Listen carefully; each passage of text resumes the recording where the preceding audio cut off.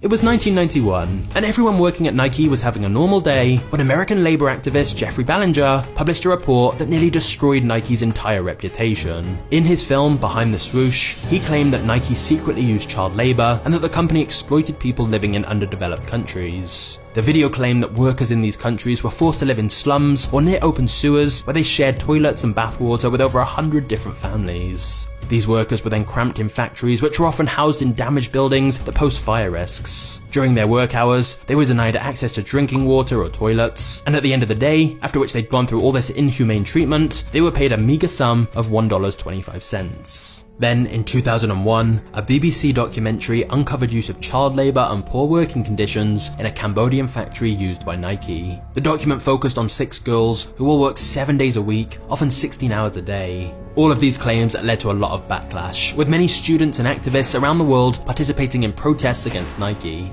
Some people called for a boycott of all their products, and several universities cut ties with the shoe brand completely. Sales dropped, and Nike's stock fell by 15%, with the company being portrayed in the media as a company willing to exploit workers and deprive them of their basic wages needed to sustain themselves. Phil Knight had always been in a position where him and his company were the good guys, but this time, he was the bad guy. It was a different challenge, and he responded by promising he would personally ensure conditions at Nike factories improved around the world.